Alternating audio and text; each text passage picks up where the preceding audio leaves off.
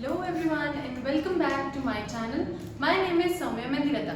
So आज का हमारा टॉपिक है पेडिग्री एनालिसिस पर उसके सिर्फ सिंबल्स, ठीक है। उसके यूजेस भी होते हैं, उसमें हम क्वेश्चंस भी करेंगे, बट वो बात की बात है। आज की वीडियो हमारी बहुत शॉर्ट स्वीट एंड सिंपल सी होने वाली है, और क्योंकि हम सिर्फ पेडिग्री एनालिसिस के सिंबल्स के बारे में ही पढ़ेंगे, तो जैसे आप मेरे पीछे देख सकते हैं मैंने सिंबल्स कुछ ड्रॉ करके ऑलरेडी रखे हुए हैं, तो देख के आप घबराइए मत, ऐसा कुछ नहीं है। हम लोग प्रैक्टिस करेंगे। एक बार अभी आप मेरे से समझ लीजिए, एक बार आप नोट डाउन करेंगे, खुद से भी तो होगा।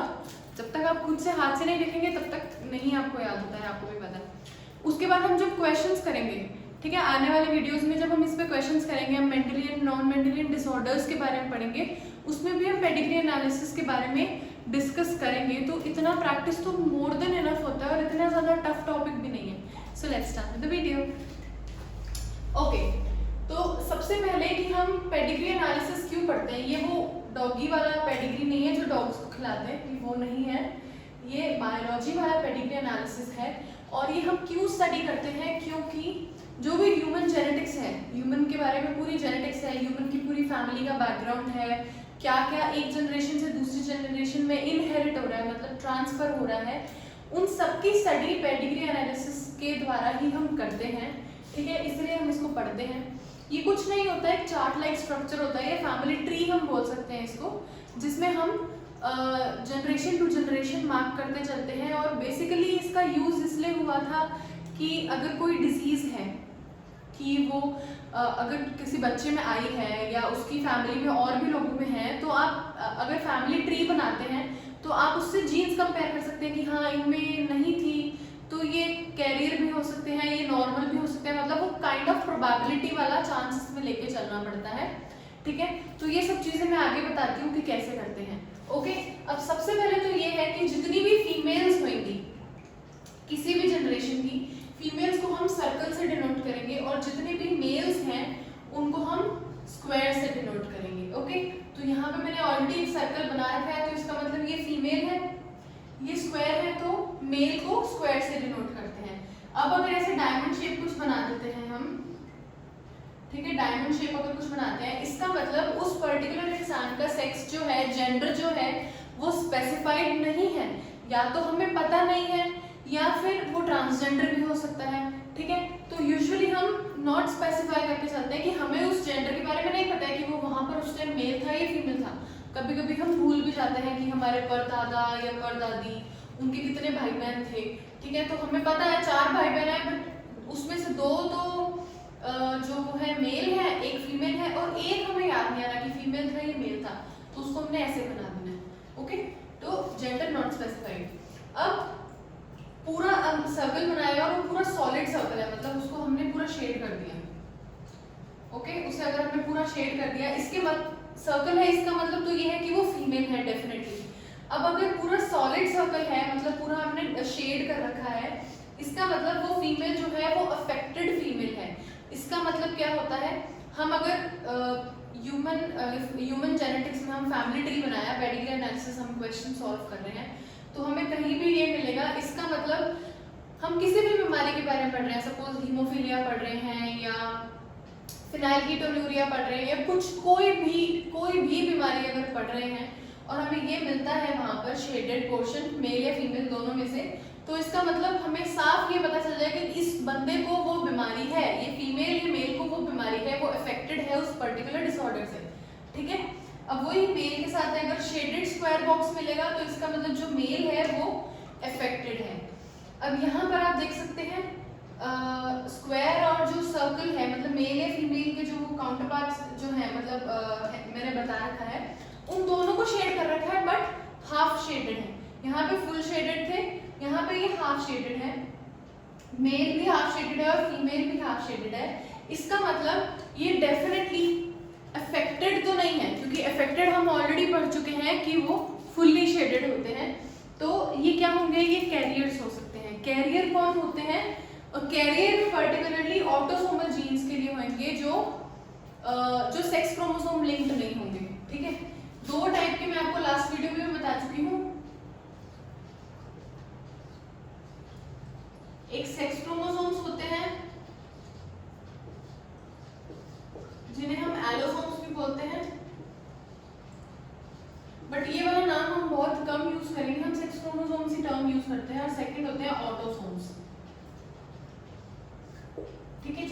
सोमैटिक सेल्स में जो प्रेजेंट होते हैं, क्रोमोसोम्स उन्हें ऑटोसोम्स बोलते हैं।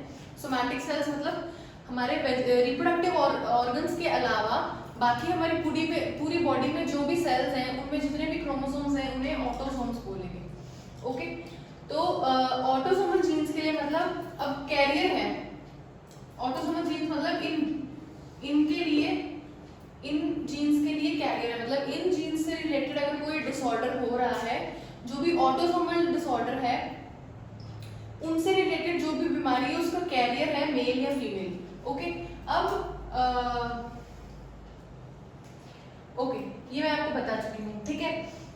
एक और चीज मैं बता रही थी, अभी मैं भूल गई, मैं आगे बताती हूँ, याद आएगा कुछ। ऑटोसोमल जीन्स वाला मैं आपको बता चुकी हूँ, हाँ याद आया। जो भी कैरियर्स होते हैं, अब मैं आपको दो टर्म्स बताए थे, डोमिनेंट और रिसेसिव। ये आप लोगों को अभी तक बहुत अच्छे से पता है इन दो टर्म्स का मतलब, डोमिनेंट क्या होता है, रिसेसिव क्या होता है। अब आप एक खुद आईक्यू लगाएं या खुद सोच के देखिए, अगर तो सपोज हमारे पास ये दो डोमिनेंट जीन्स है, या बेटर है हम ये ले लेते हैं, या हमारे पास ये तीन ऑप्शंस होते हैं, ठीक है। तो अगर हमारी कोई भी डिसऑर्डर डोमिनेंट डिसऑर्डर है, ध्यान से सुनिए क्वेश्चन क्या है, अगर हमारी फैमिली में कोई भी है इंसान जिसका जो डोमिनेंट जीन है वो इफेक्टेड है, तो क्या होगा, उसके आगे आने वाली जनरेशन मोस्टली इफेक्टेड हो जाएंगी। क्यों? क्योंकि जो डोमिनेंट जीन होता है वो अपना एक्सप्रेशन जरूर शो करता है, ठीक है। तो अगर हम ऐसा, जैसे वहां पे मेरे क्वेश्चन में लिखा हुआ है, अगर हम ऐसा पेडिग्री एनालिसिस आगे कुछ पढ़ेंगे तो उसको भी पढ़ने का एक तरीका होता है, वो डायग्राम आप कैसे सॉल्व करेंगे, इस क्वेश्चन को आप कैसे सॉल्व करेंगे, उसका भी एक तरीका होता है, मैं आपको वहां पे बताऊंगी। बट यहाँ आप एक ध्यान रखिए चीज कि अगर कोई भी फैमिली ट्री में कोई भी इंसान, कोई भी मेल या फीमेल, अगर वो डोमिनेंट जीन अगर उसका इफेक्टेड है, ठीक है, इसका मतलब वो आगे बहुत इजीली पास ऑन होगा। और अगर रिसेसिव जीन है तो जो प्रोबेबिलिटी रहती है वो डिसऑर्डर आगे पास होने की वो बहुत कम हो जाती है, क्योंकि रिसेसिव जो है अपना पूरा का पूरा एक्सप्रेशन इसी फॉर्म में शो करता है, ठीक है। तो ये फॉर्म बहुत ही कम आती है, ये आपको भी पता है, मोनोहाइब्रिड डायहाइब्रिड क्रॉस में पढ़ा था। इसमें भी क्योंकि डोमिनेंट अपना शो करेगा तो इसमें भी रिसेसिव का कोई नहीं होगा रोल, इसमें भी क्योंकि सिर्फ दोनों डोमिनेंट है तो रिसेसिव वाला फॉर्म आएगा ही नहीं। तो ये फॉर्म्स बहुत कम आती हैं होमोजाइगस रिसेसिव वाली, इसीलिए अगर जो रिसेसिव जीन से अगर कोई डिसऑर्डर हो रहा है तो उसके आने के चांसेस आने वाले जनरेशन में प्रोबेबिलिटी जो है वो लिटरली कम हो जाती है बहुत ज़्यादा। ओके, तो आपको ये समझ आ गया होगा कैरियर्स वाला। अच्छा, यहाँ पे एक और चीज़ आप नोट डाउन करिए कि ये वाला मैं मिटा देती हूँ,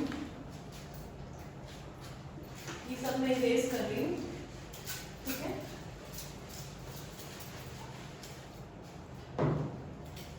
अब आप यहाँ देखिए, फीमेल, मैंने आपको लास्ट वीडियो में बताया था सेक्स डिटर्मिनेशन जिसमें किया था, और ये आपको पहले से भी पता है कि XX जो होता है, क्रोमोसोम्स होते हैं वो फीमेल के पास होते हैं,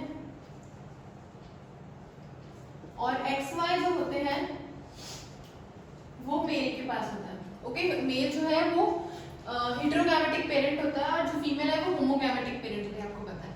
अब अगर कोई भी डिसीज सेक्स लिंक्ड है या सेक्स क्रोमोसोम पे प्रेजेंट है, कोई भी डिसऑर्डर अगर सेक्स क्रोमोसोम पे अगर कोई भी जो है सेक्स लिंक्ड डिसऑर्डर है तो क्या होगा, देखिए अगर फीमेल में अगर सपोज एक इस एक्स पे ये एक्स जो है वो अफेक्टेड है, ओके, तो ये क्या करेगा, आगे जब जाएगा इसके पास एक ही एक्स हो गया, एक एक्स हो गया, मैं नॉर्मली बता रही हूँ, यूजुअली पता ही है सबको। अभी अगर मेल के साथ करेगा तो ये वाला एक्स जिसमें जाएगा, जो अफेक्टेड एक्स क्रोमोसोम्स जिसमें जाएगा, सिर्फ उसी में बीमारी होगी, ये वाला जिसमें जाएगा उसमें नहीं होगी। समझ आया? अब सपोज यहाँ इसके साथ मेल वाला Y आ गया, या फिर इसके साथ मेल वाला X भी आ सकता है। तो अब आप यहाँ पर देखिए, जो मैं समझाना चाह रही हूँ, जो भी मेल होते हैं, ठीक है, जो भी मेल्स होते हैं उनमें क्योंकि एक ही X होता है, वो हेटेरोगैमेटिक पेरेंट होते हैं, क्योंकि वो उनमें एक ही X होता है, इसीलिए वो कभी भी कैरियर नहीं हो सकते हैं। पर किसके? Sex chromosomal disorder. Sex chromosomal disorder के कैरियर मेल्स जो हैं वो कभी नहीं हो सकते क्योंकि उनके पास सिंगल ही एक्स है, ठीक है। वाई का इसमें ऐसा कोई रोल नहीं होता क्योंकि ये वाई जिसमें भी जाएगा वो तो मेल ही होगा, बचा ही एक्स, ये जिसमें भी गया वो तो वो जिसमें भी गया उसको इफेक्ट तो करेगा ही करेगा, ठीक है। तो मेल जो है वो कभी भी कैरियर नहीं हो सकते किस चीज के, सेक्स क्रोमोसोमल जीन्स के लिए, ठीक है। बट यहाँ पे मैंने क्यों मेल को कैरियर लिखा है क्योंकि ऑटोसोमल जीन्स की बात हो रही है, okay. But sex chromosomal genes के लिए मेल कभी भी क्या बोलते हैं कैरियर नहीं हो सकते। समझ आ गया आपको? ओके, आगे बढ़ते हैं हम। सेकेंड रो में चलते हैं। अब यहाँ पे मैंने सर्कल है तो इसका मतलब फीमेल की बात हो रही है। अब इसमें बीच में एक डॉट है, इसका मतलब फीमेल जो है वो कैरियर है, ओके। फीमेल जो है वो कैरियर है किसके लिए? यहाँ पे हम ऑटोसोमल जीन्स की बात कर रहे थे, बट यहाँ पे हम एक्स-लिंक्ड रिसेसिव जीन की बात कर रहे हैं। तो यहाँ पे एक्स-लिंक्ड जीन आ गए, यहाँ पे हम ऑटोसोमल जीन की बात कर रहे थे, बट यहाँ पे एक्स-लिंक्ड जीन की बात हो रही है और वो भी रिसेसिव। हम लोग मोस्टली रिसेसिव केसेस पढ़ेंगे, क्यों? क्योंकि डोमिनेंट वाला वो अगर डिसऑर्डर फैलता जाएगा, तो अगर कोई लीथल डिसऑर्डर है जिसमें मरने के चांसेस बहुत ज़्यादा है तो उनकी ऑलमोस्ट पूरी फैमिली खत्म हो जाती है। तो डोमिनेंट डिसऑर्डर्स के एग्जांपल बहुत कम होते हैं। रिसेसिव डिसऑर्डर्स के रिसेसिव जीन्स जो इफेक्टेड होते हैं उनके एग्जांपल्स काफ़ी ज़्यादा आपको देखने को मिलेंगे, ओके। तो ये फीमेल है, कैरियर है for the X linked recessive genes. अब आपको पता है, आप सबको पता है कि रिप्रोडक्शन के लिए या मेटिंग के लिए एक फीमेल और एक मेल पार्टनर का होना जरूरी है, एक फीमेल और एक मेल पार्टनर का होना जरूरी है। तो अगर हम मेटिंग शो करते हैं इन दोनों बीच में, मतलब ये पेरेंट्स हैं, तो इन दोनों को, मेल और फीमेल को एक हॉरिजॉन्टल लाइन से ज्वाइन करते हैं, इसको हम मैरिज लाइन भी बोल सकते हैं। जिस लाइन से मेल और फीमेल पेरेंट्स को ज्वाइन करते हैं उसको हम मैरिज लाइन भी बोल सकते हैं। तो यहाँ पे आप देखिए मेल और फीमेल और मेल जो है वो एक लाइन, हॉरिजॉन्टल लाइन से ज्वाइन है, इसका मतलब वो मेटिंग या रिप्रोडक्शन शो कर रहे हैं। या फिर इसे हम बोल सकते हैं क्रॉस, रिप्रोडक्शन का मतलब यही होता है क्रॉस बिटवीन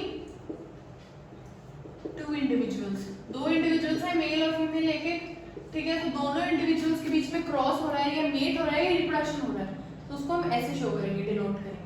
अब अगर यहाँ पे एक सिंगल हॉरिजॉन्टल लाइन थी, अगर यहाँ पे हम दो पैरेलल हॉरिजॉन्टल लाइन से अगर ज्वाइन करेंगे फीमेल और मेल को, इसका मतलब कॉन्सेंजीनियस मेटिंग होएगी। या फिर हम इसे बोल सकते हैं कि बहुत ही जो क्लोज रिलेशंस होते हैं उनके बीच में रिप्रोडक्शन होना, ठीक है। ये मतलब ये जो फीमेल और मेल है ये आपस में बहुत क्लोज रिलेशन में है, तो इन दोनों के बीच में अगर रिप्रोडक्शन हो रहा है तो ऐसे को हम क्या बोलेंगे? कॉन्सेंजीनियस मेटिंग बोलेंगे। अब नेक्स्ट ये है, ये टी शेप मैंने क्या बना रखा है, तो आप ये देखिए, फीमेल और मेल बनाए थे पेरेंट्स, मैंने फीमेल और मेल पेरेंट्स बनाए थे। अब इनकी मेटिंग हो गई, रिप्रोडक्शन हुई, ठीक है। ये पेरेंट्स है, फीमेल पेरेंट है, ये मेल पेरेंट है। तो अब इनकी आगे जो जनरेशन भी तो बढ़ेगी, आगे जनरेशन बढ़ेगी तो उसको हम एक वर्टिकल और एक और हॉरिजॉन्टल लाइन से डिनोट करते हैं। तो आप इसको एक बार छोड़िए, ये देखिए, तो अगर ये टी वाला साइन आ गया ना यहाँ पे, इसका मतलब नेक्स्ट जनरेशन डिनोट कर रहा है, ओके, समझ आ गया। अब प्रोजेनी कैसे, अब इन्होंने आगे रिप्रोडक्शन किया तो इनके आगे जो है प्रोजेनी, नेक्स्ट जनरेशन के ऑफस्प्रिंग में इनके बच्चे पैदा हुए, कितने भी हो सकते हैं, 3, 4, 2, कितने भी बना सकते हो आप वो। अब उसको हम कैसे सेट करते हैं? सपोज इनकी पहली लड़की हो गई, ठीक है, सेकंड इनका एक लड़का हो गया, उसको ज्वाइन करना है लाइन से, थर्ड इनका फिर सपोज एक लड़का हो गया और फोर्थ सपोज एक लड़की हो गई, ठीक है। तो लेफ्ट टू राइट जो है हमें जाना है कि कैसे कैसे, मतलब लेफ्ट वाला जो भी होगा चाइल्ड वो सबसे बड़ा है, इसका मतलब फिर वो सेकंड नंबर पे होगा, फिर थर्ड और ये फोर्थ नंबर पे। तो लेफ्ट टू राइट हमको जाना है, ठीक है, ऑफस्प्रिंग्स या प्रोजेनी के लिए, ये वो है। अच्छा, अब एक और चीज मैं यहाँ पे इम्पोर्टेंट आपको बताती हूँ,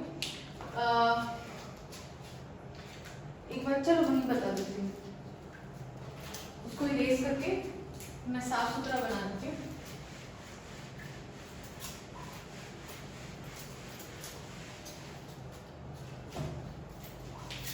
सपोज ये पेरेंट्स बनाए, फीमेल और मेल पेरेंट।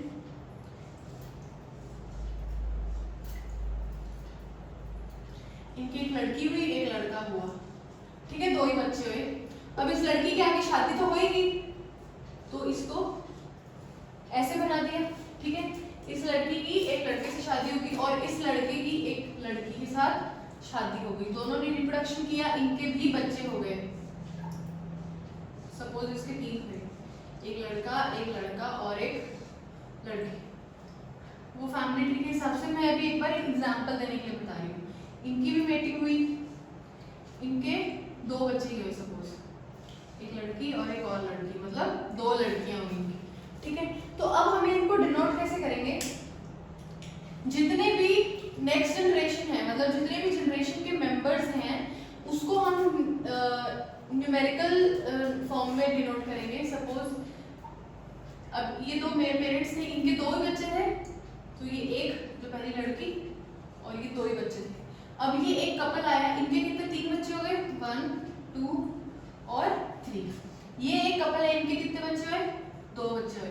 तो जो भी नेक्स्ट जनरेशन है ना, ठीक है, ये 1 2 3 4 5 ऐसे मत करना, ये इनके बच्चे हैं इसलिए 1 2, अब ये जो है वो इनके बच्चे हैं इसलिए 1 2 3 ऐसे लिख रहे हैं, समझ आ गया? तो हम जो भी नेक्स्ट जनरेशन है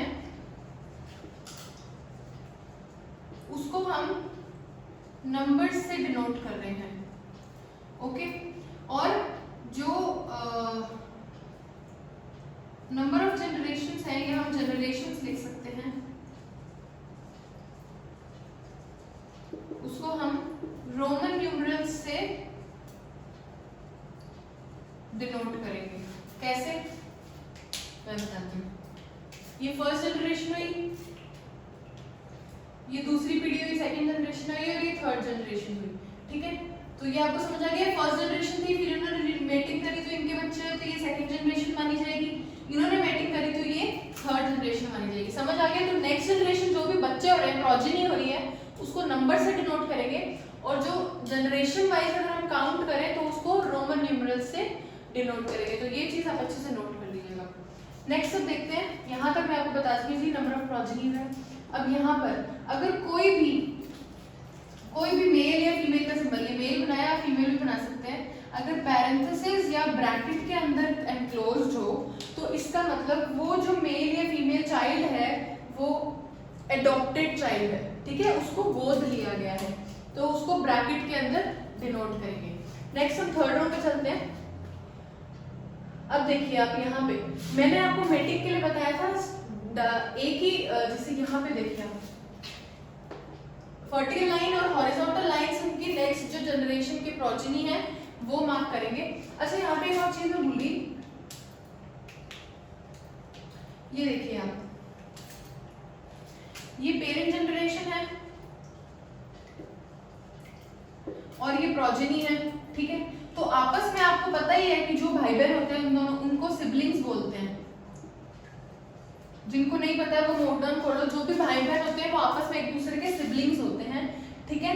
तो ये जो सिबलिंग्स हैं ये जिस हॉरिजॉन्टल लाइन से जुड़े हुए हैं, पेरेंट की मेटिंग वाली हॉरिजॉन्टल लाइन को मैरिज लाइन बोलते हैं, मैंने आपको बताया था, बट सिबलिंग्स जिस हॉरिजॉन्टल लाइन से जुड़े हुए हैं इस लाइन को हम सिबलिंग लाइन भी बोल सकते हैं। ये हॉरिजॉन्टल लाइन को हम सिबलिंग लाइन बोल सकते हैं क्योंकि ये सारे के सारे सिबलिंग्स या भाई बहनों को जोड़े रखती है, ओके। अब यहाँ बढ़ते हैं। अब यहाँ पे एक चीज देखिए, फीमेल और मेल पेरेंट है, एक ही पॉइंट से 2 निकल रहे हैं, एक ही पॉइंट से 2 अलग अलग डायरेक्शन में निकल रहे हैं लाइंस। तो इसका मतलब ये है कि अगर ऐसा कुछ डायग्राम आएगा तो आपको ये देखना है कि ये जो ट्विंस हैं वो ये जो 2 हैं सिबलिंग्स वो ट्विंस हैं, ठीक है। अब ट्विंस भी 2 तरह के होते हैं, यहाँ लिख देती हूँ। ट्विंस भी जो 2 तरह के होते हैं, एक होते हैं आइडेंटिकल ट्विंस, दूसरे होते हैं non identical twins. Non identical जो होते हैं वो उनके जेंडर जो है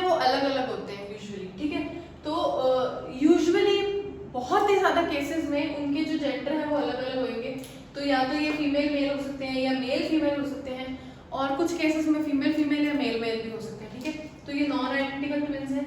अब आइडेंटिकल ट्विंस जिन्हें हम मोनोजाइगोटिक भी कहते हैं, क्यों? क्योंकि एक ही जाइगोट के डिवीजन से बनते हैं और इसके लिए अलग अलग जाइगोट्स फॉर्म होते हैं, इसलिए वो नॉन आइडेंटिकल होते हैं। तो इसमें यूजुअली इनमें क्या होता है कि जेंडर सेम ही रहता है, क्योंकि सिंगल जाइगोट से बने हैं तो यूजुअली जो जेंडर है वो सेम ही रहता है। इसमें जेंडर अलग रहता है नॉन आइडेंटिकल ट्विंस में। तो यहाँ पे देखिए फीमेल फीमेल या मेल मेल भी हो सकता है, तो ये आइडेंटिकल ट्विंस की निशानी है। अब लास्ट में आप देखिए स्क्वायर या सर्कल बनाया, उसको बीच में से डायगोनली काट दिया है, इसका मतलब इस पर्टिकुलर इंसान की डेथ हो गई है या डिसीज्ड, जिसको बोलते हैं डिसीज्ड, ना कि डिजीज्ड। उस पहले कलर होती है डिसीज्ड, ये होमोनिम्स है एक दूसरे के। ओके ओके, सो ये है डेथ का बता रहा है। अब हमारा क्वेश्चन आता है, अब आप इसको ध्यान से देखिए, फीमेल और मेल बनाया है, फीमेल को शेड नहीं किया बट मेल को मैंने यहाँ पे शेड किया हुआ है, इसका मतलब क्या है? Affected male, very good. अब इसको हॉरिजॉन्टल लाइन से तो मतलब ये पेरेंट जनरेशन मान लिया मैं। इसके बाद ये आगे और डिवाइड होते हैं, तो इनके एक दो और तीन बच्चे होते हैं, ठीक है। पहली लड़की होती है, दूसरा लड़का और तीसरा लड़का। लड़की को फिर सर्कल जो है वो शेडेड है, इसका मतलब लड़की क्या है? अफेक्टेड फीमेल है। सेकंड जो चाइल्ड है वो मेल है, नॉन अफेक्टेड है। थर्ड जो चाइल्ड है वो मेल है बट वो इफेक्टेड है, ठीक है। अब जब इसका क्रॉस हुआ तो इसके कितने? इसके भी दो बच्चे हुए, एक लड़की और दूसरा लड़का, ठीक है। तो अब ये लड़की जो है, अब यहाँ ध्यान दीजिए आप, ये लड़की जो है इनकी जो हुई है, तो मदर, इस लड़की जो मदर थी वो अफेक्टेड थी, बट लड़की और लड़का दोनों इफेक्टेड नहीं है। ओके, लड़की लड़का दोनों इफेक्टेड नहीं है, बट इस लड़की के जो आगे बच्चे हैं, फर्स्ट जो चाइल्ड है वो मेल है, सेकंड जो फीमेल है, ये दोनों के दोनों बच्चे जो हैं वो अफेक्टेड हैं। ओके, नेक्स्ट यहाँ पे चलते हैं। मेल इफेक्टेड था, फीमेल इसकी जो वाइफ है वो इफेक्टेड नहीं थी। आगे जो दोनों बच्चे हुए, दोनों लड़के हुए, वो दोनों के दोनों इफेक्टेड नहीं थे। तो यहाँ पे मैंने चार ऑप्शंस लिख रखे हैं। क्या ये ऑटोसोमल डोमिनेंट है, या ऑटोसोमल रिसेसिव डिसऑर्डर है, या सेक्स क्रोमोसोमल डोमिनेंट डिसऑर्डर है, या सेक्स क्रोमोसोमल रिसेसिव डिसऑर्डर है, ठीक है। तो डोमिनेंट से क्या है मतलब कि डोमिनेंट है, अगर सपोज ये है तो इसमें डोमिनेंट है, तो मतलब सारे बच्चों में होना चाहिए था, प्रोबेबिलिटी तो यही रहती है, और वो सारे जनरेशंस में होना चाहिए था। सबसे पहले भी ये कि सारे बच्चों में जरूरी नहीं है, बट सारे जनरेशंस में जाना चाहिए था। इस जनरेशन में तो नहीं गया, इस जनरेशन में भी नहीं गया, इसका मतलब डोमिनेंट तो नहीं है। तो ये डोमिनेंट वाला ए भी कट गया और ये सी भी कट गया, ठीक है। इसका मतलब है तो कोई रिसेसिव ट्रेट, ओके, रिसेसिव है क्योंकि सारी जनरेशंस में होना चाहिए। अब आप इस देखिए, इस थर्ड जनरेशन में तो कहीं पे भी नहीं है। इतना ज्यादा जो चांसेस हैं वो एकदम होमोजाइगस रिसेसिव के नहीं होते हैं। हेटेरोजाइगस हो सकता है, बट उसमें भी डोमिनेंट अगर होता है तो फिर वो इफेक्टेड होता ही है। ओके, तो डोमिनेंट का तो नहीं है, भले ही ऑटोसोमल है, भले ही सेक्स क्रोमोसोमल है, डोमिनेंट तो नहीं है। अब अपने पास एक चीज पता लगी कि रिसेसिव ट्रेट है, ऑटोसोमल है या सेक्स क्रोमोसोमल है, वो भी देख लेते हैं। सपोज ये XX है, ओके, ये XY है। अब ये है तो ये XX है, XY XY XY XX। अब यहाँ पे अब अगर ये XY है, ठीक है, ये मेल जो है ये XY है और ये इफेक्टेड है, इसका मतलब जो X है इसका इफेक्टेड है। ओके, तो ये X इस Y के साथ जाएगा और ये X और इस Y के साथ जाएगा। ओके, यहाँ पे देख लेते हैं XX, तो ये दोनों के दोनों इफेक्टेड है, क्योंकि इफेक्टेड है, कैरियर की बात नहीं हो रही है, दोनों के दोनों इफेक्टेड है। बट यहाँ पे कुछ भी इफेक्टेड नहीं है, एक तो जाता ही है, एक एक्स के साथ तो जाता ही है, या एक एक्स एक वाई के साथ जाता है, बट कैरियर तो शो करता, बट यहाँ पे कैरियर भी शो नहीं कर रहा। आपको मैंने क्या बताया था, कैरियर कैसे शो करते हैं? Half shaded.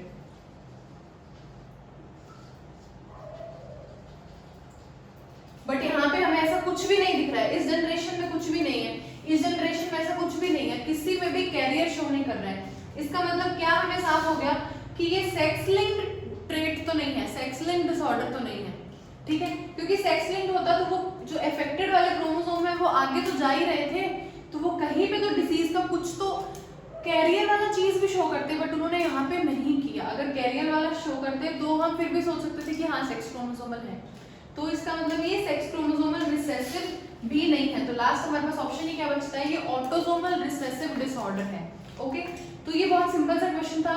आगे आने वाली वीडियोस में आपको मैं ऐसे और बहुत से क्वेश्चंस कराऊंगी, क्योंकि हम डिसऑर्डर्स करेंगे तो उसके साथ साथ हमारा पेडिग्री सॉल्व होता रहेगा। आई होप आपको समझ आ गया वो, बहुत ज़्यादा मैंने कॉम्प्लिकेट करने की कोशिश नहीं करी, मैं बहुत ईजी वे में कोशिश करी कि आपको समझा दूँ। सिंपल्स ही थे और ऐसा कुछ याद करने का था नहीं, एक बार आप खुद से रीड कर लीजिएगा और नोट्स ज़रूर बनाइएगा। So that's all for today's video. I hope आपको समझ आया हो। लाइक शेयर सब्सक्राइब कमेंट सब कुछ करके जाइएगा, ऐसे जाने की बिल्कुल ज़रूरत नहीं है। और मैं सब्सक्राइब ज़रूर करना मैं आपको बता चुकी हूँ, और मैं यहाँ पे कहीं पे अपनी प्लेलिस्ट डाल देती हूँ। प्लेलिस्ट में जो भी बच्चे नए हैं आप मेरे यहाँ पे डाल दूँगी मैं। ओके, आप प्लेलिस्ट में जाके ज़रूर देखिएगा, मेरे सारे जेनेटिक्स ऑलमोस्ट चैप्टर कंप्लीट होने वाला है, तो वेट नहीं करना और जाके जल्दी देखिए और लाइक करके ज़रूर जाइएगा। Thank you so much for watching, have a good day, be safe and bye.